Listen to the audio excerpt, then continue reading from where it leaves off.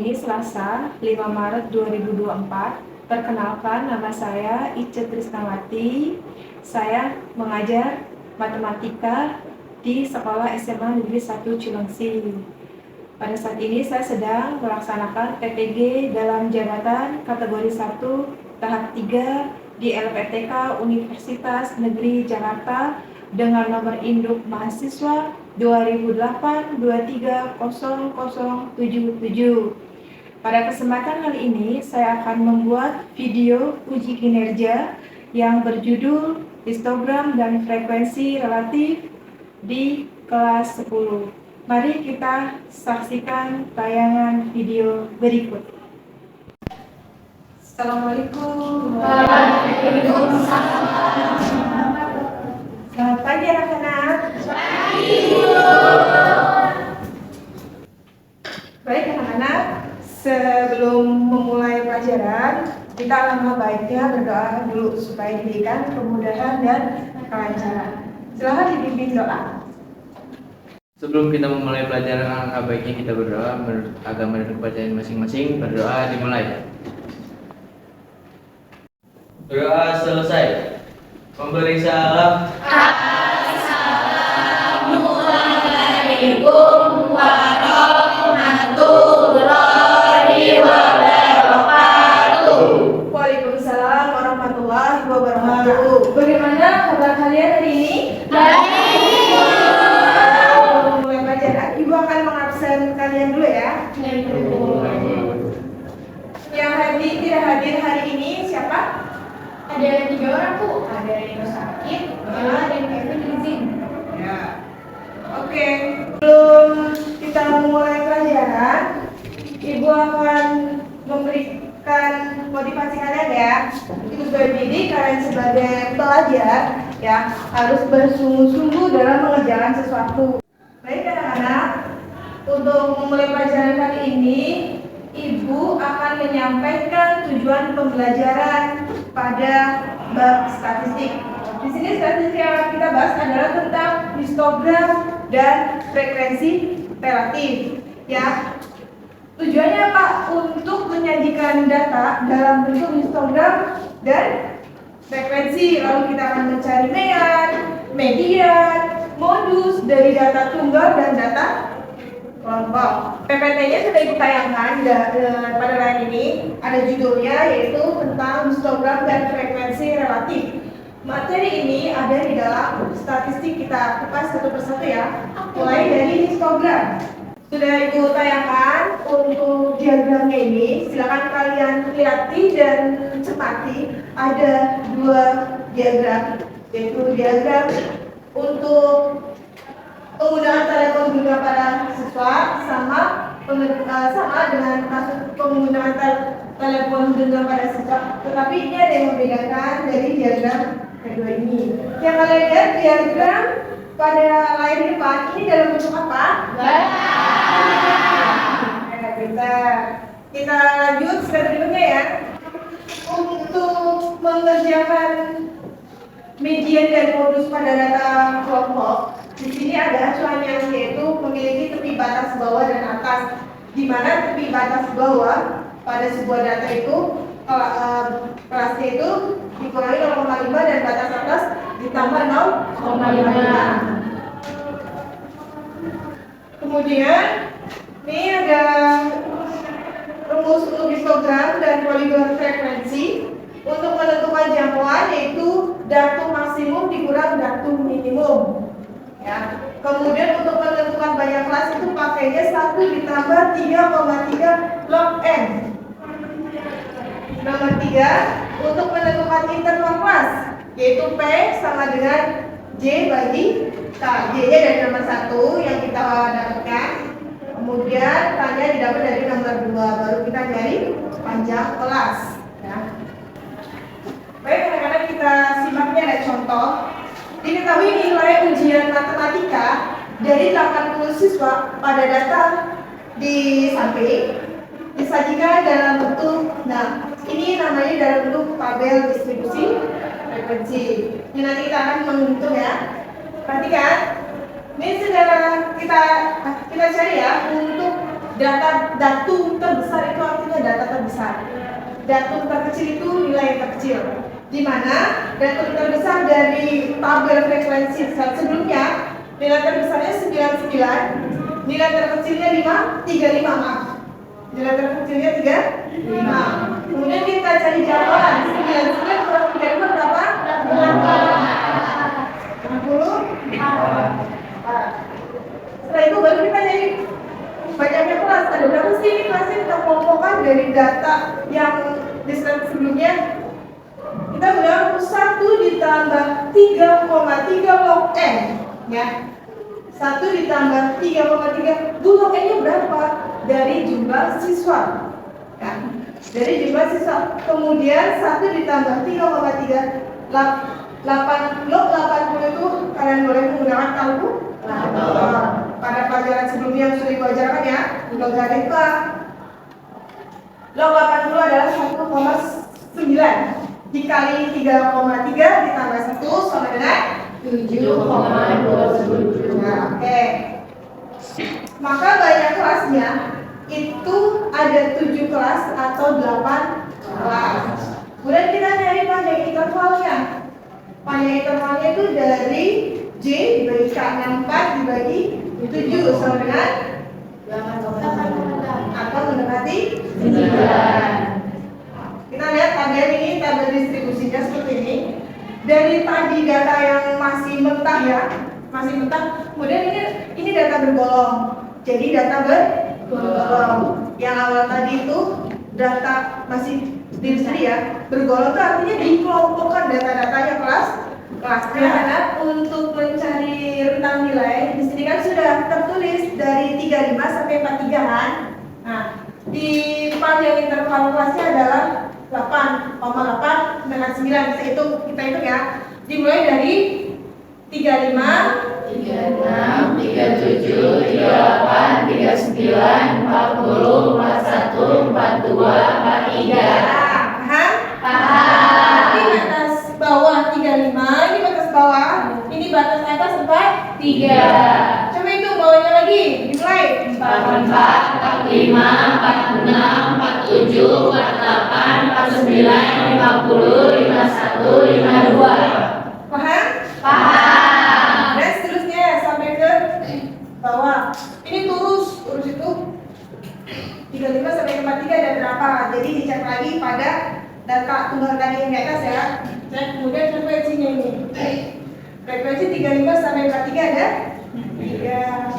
Frekuensi 44 sampai 52 ada 3. Seterusnya.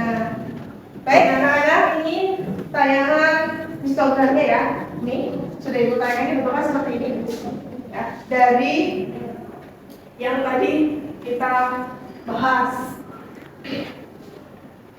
Baik, dari sini ada yang mau ditanyakan? Ibu permisi, saya boleh nanya?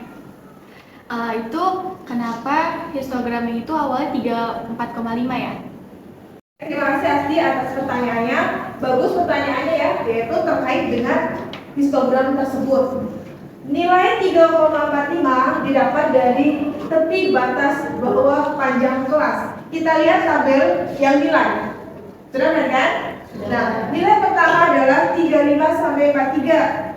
Di mana tepi bawahnya itu 35. Untuk membuat histogramnya kita kurangi 35 kurang 0,5. Berapa? 34,5. Kita letakkan di awal 34,5. Kemudian berikutnya juga dari nilai berikutnya jadi 44 dikurang 0,5 jadi 43,5. dan seterusnya. Paham? Kakak? Paham. Untuk selanjutnya kita akan menghitung mean pada data berkelompok. Di sini ada tinggi badan ya, dari 151 sampai 155, 156 sampai 160 dan seterusnya. Untuk mencari rumus mean, ya, mean pada data bergolong, rumusnya adalah X bar sama dengan sigma Fi kali Xi dibagi sigma Fi. Fi nya frekuensi, Xi nya itu nilai tengah. Oke, sekarang saya mau nanya, mean kan untuk mencari rata-rata ya. modus. Di dalam statistik itu modus itu apa? Nilai yang Oke, nilai yang sering muncul. Berarti udah pernah ngerti ya? Ya. Jangan dijawab ya, saya akan menunjuk salah satu siswa. Untuk median, Dafa, median adalah? Adalah nilai tengah U. Ya, jawaban Dafa benar. Kita lanjut untuk berikutnya ya anak-anak. Karena materi yang saya sampaikan di histogram, yaitu tentang penyajian data pada tabel batang, sudah selesai. Maka selanjutnya saya akan menyampaikan frekuensi relatif dengan penayangan video ya. Kita simak bersama-sama. Anak-anak, silakan perhatikan penayangan video pada PPT di depan. Kalian simak baik-baik penjelasannya. Kita mulai play. Sepatu olahraga. Berikut ini data penjualan sepatu olahraga di toko A yang terdiri dari beberapa merek dan ukuran pada akhir pekan pertama bulan Januari. Nah, ini data penjualannya, ada beberapa merek dengan ukuran kaki. Buatlah diagram line down untuk menunjukkan ukuran sepatu yang terjual pada akhir pekan pertama bulan Januari. Diagram line down adalah sebuah garis bilangan dengan banyaknya tanda X yang menunjukkan banyaknya data yang muncul dengan nilai tertentu. Sebagai contoh, 45 muncul 3 kali, jadi kita tulis X di atas 45. Nah, ini saya buatkan diagramnya, lalu ini di bawah ini 37, ini adalah ukuran sepatu 37 sampai 46. Nah, kita akan lihat ukuran 37 berapa, adakah ukuran 37 yang terjual? Ternyata tidak ada. Ke ukuran 38, ada ukuran 38 yang terjual. Dan saya tambah tuh, masih adakah ukuran 38? Sudah tidak ada. Lalu ukuran 39 ada satu. Masih ada 39, satu saja. Ukuran 40 ada satu.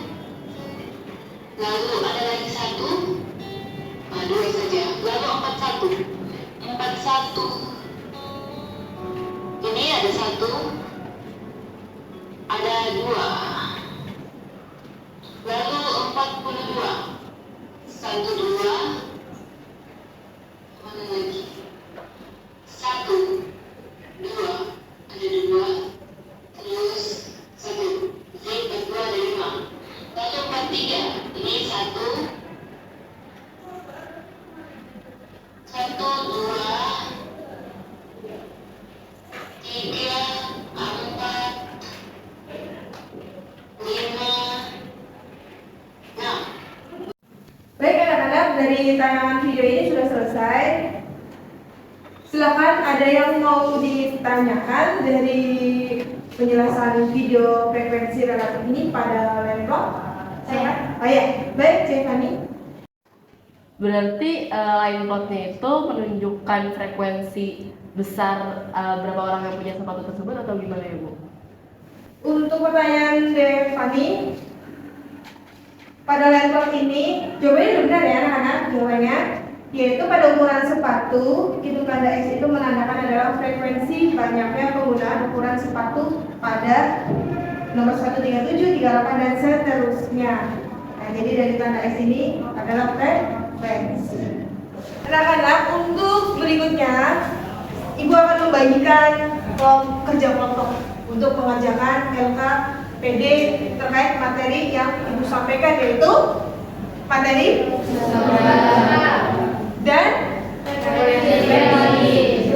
kalian membantu kelompok masing-masing yang sudah Ibu bentuk minggu lalu. Ya, mulai dari sekarang.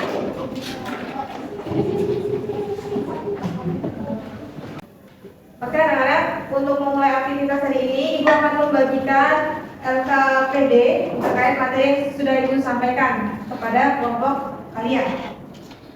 Ini kelompoknya. Kelompok pasti. Sama-sama. Kelompoknya sur.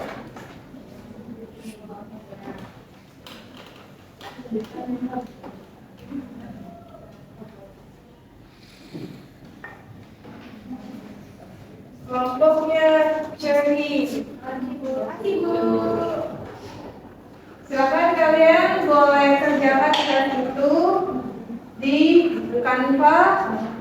Dikerjakan dulu di buku tulis ya, atau mau langsung di Canva boleh. Yuk.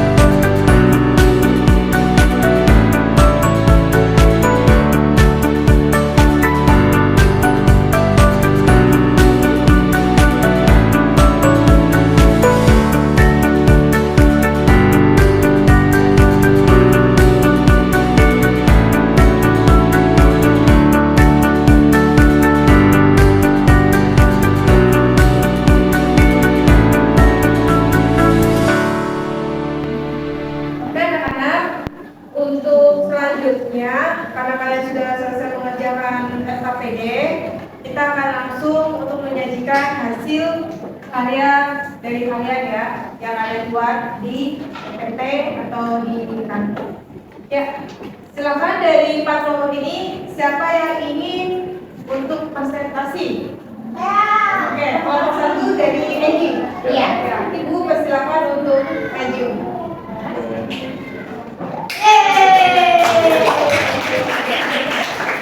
Assalamualaikum warahmatullahi wabarakatuh. Waalaikumsalam warahmatullahi wabarakatuh.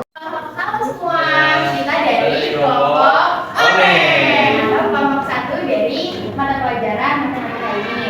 Di sini kita akan mempresentasikan lomba LKPD 1 mengenai histogram dan frekuensi relatif.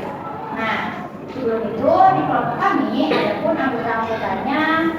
Oke, di sini anggota kelompok 1 itu pertama ada Alvan Deva, kedua ada Asia Divan Kaila, tiga ada Febiola Prestisila, 4 ada Gisela Fania Faisal, dan kelima saya sendiri Muhammad Abdul Ardiansyah. Nah, selanjutnya di sini ada pun pokok yang ditempuh peserta cabang lintas alam Olimpiade pada tahun 1998. Tertera di LKPD teman-teman ya, LKPD satunya teman-teman. Iya. Nah, selanjutnya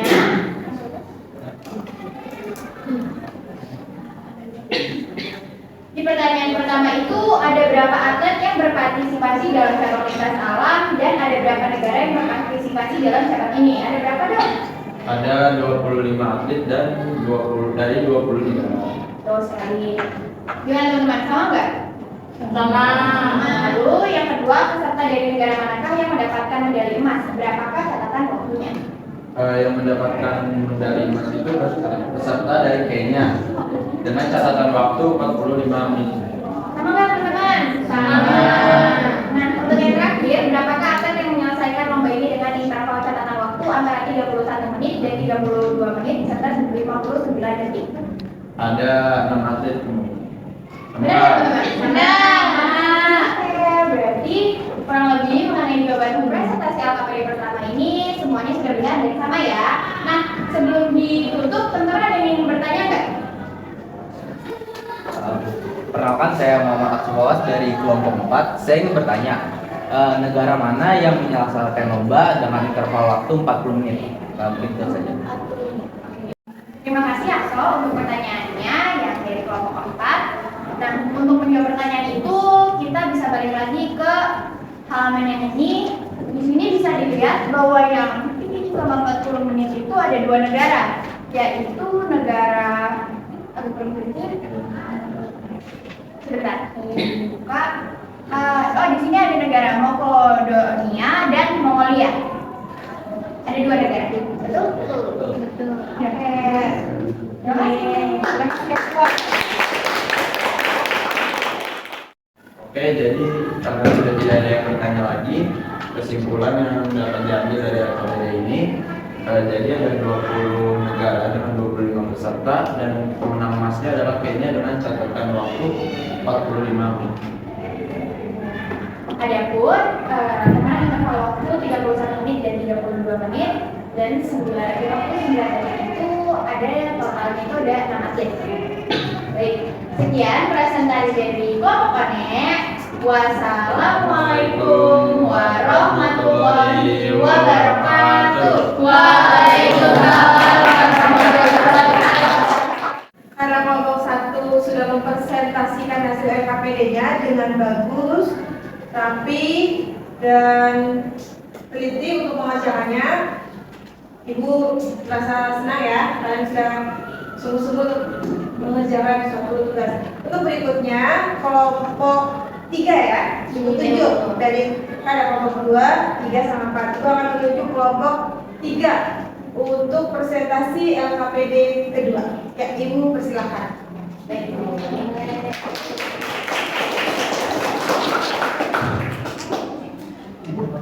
Assalamualaikum warahmatullahi wabarakatuh. Waalaikumsalam warahmatullahi wabarakatuh. Selamat siang kawan-kawan, kami dari kelompok 3 ingin mempresentasikan tentang presentasi histogram dari LKPD kali ini.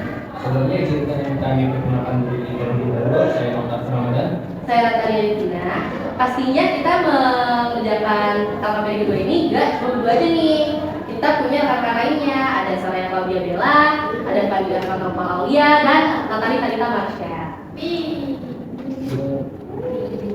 Lanjut ke pertanyaan yang pertama, bisa dilihat di LKPD-nya, itu kita harus membuat tabel frekuensi. Kita disuruh isi tabel ini dari perkalian 0 sampai perkalian 12 kali 12. Nah, selanjutnya ini hasilnya 12 kali 12 144 dan seterusnya. Lalu setelah dibuat tabel ini, kita buat tabel frekuensinya nih. Di sini ada dibuat dari 0 sampai 9 sampai 140 sampai 149. Ya berdasarkan seperti yang tabel ada di dalam tadi, ya dimasukin aja. Kalau 0 sampai 9 itu ada berapa frekuensi itu ada berapa, makanya jadi tinggal dimasukin aja. Udah. Nah, pertanyaan yang kedua, kita diminta untuk menggambar histogramnya. Nah, ini nih hasil dari histogramnya. Yang tadi 0 sampai 9 itu dia paling tinggi kan.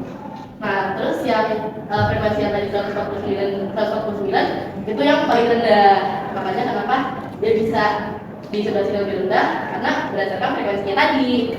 Jadi pertanyaan saya itu, apakah hasil ini diagram sudah merata di setiap kelasnya?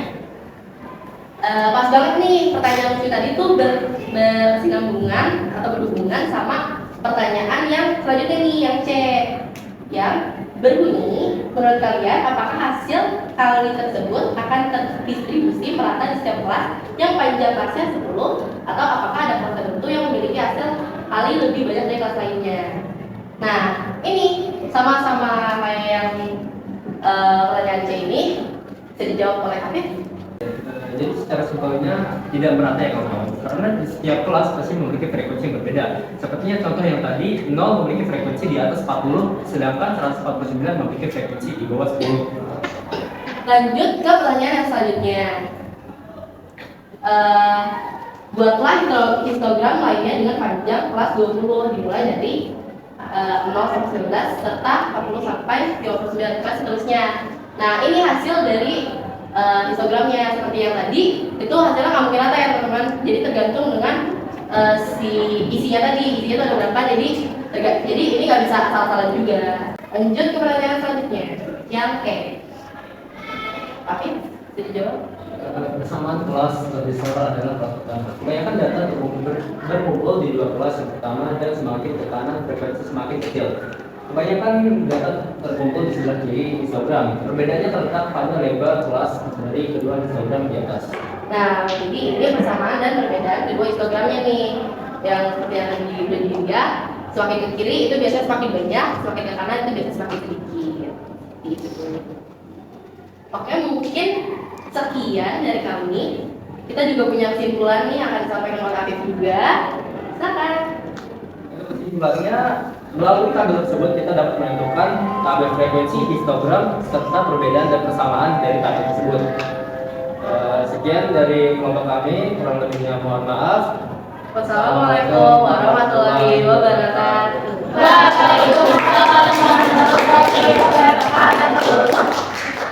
Anak-anak, tugas yang tadi presentasi silakan dikumpulkan, perwakilannya boleh maju ke depan. Nah ini, ya, oke, terima kasih. Wah, pekerjaannya rapi. Oke, karena semua kelompok sudah presentasi dan menghasilkan hasil karya yang memuaskan dan sangat bagus, mari kita beri tepuk tangan untuk semuanya. Aku akan memberikan tugas untuk di rumah ya. Anak-anak, untuk pekerjaan di rumah, Ibu akan membagikan LKPD pada setiap kelompok, tapi dikerjakan secara individu di buku tulis atau di kejangan PPT atau di kertas A4. Kelompok 1, ya kelompok 2, kelompok 3. Dan kelompok 4. Materi selanjutnya setelah histogram dan frekuensi relatif kita akan memasuki materi kuartil dan interkuartil. Oke, Ibu juga akan menutup kesimpulan atau refleksi dari materi histogram dan frekuensi relatif ini. Dari histogram yang Ibu jelaskan dan yang kalian sudah buat, itu kita pertama mengetahui menggambar diagram batang ya. Diagram batang, kemudian panjang kelas, kemudian frekuensinya. Kemudian untuk frekuensi relatif kita juga sudah saya jelaskan dengan memperbanyak mencari berapa banyak frekuensi dari data yang ada. Seperti itu refleksi dari pelajaran yang ini. Sekarang Ibu ingin meminta kalian memberikan refleksi materi yang sudah Ibu sampaikan pada Michelle. Ibu minta Michelle yang memberikan refleksi. Jadi, kesimpulan yang saya dapat dari materi ini yaitu yang pertama, histogram merupakan diagram batang yang saling berjepit dan digunakan untuk menyiapkan data dalam bentuk distribusi frekuensi. Dan yang kedua, untuk membuat tabel distribusi frekuensi, kita harus menentukan jangkauan data, panjang kelas interval, dan kelas interval. Berarti kan anak-anak, untuk kesimpulannya sudah refleksinya sudah ditutup oleh Michelle, sudah sangat bagus. Kemudian kita sebelum mengakhiri pembelajaran hari ini, kita tutup dengan doa dipimpin oleh Devan. Kita mengakhiri pelajaran, alangkah baiknya kita berdoa menurut kepercayaan dan agama masing-masing. Berdoa dimulai. Berdoa selesai. Memberi salam.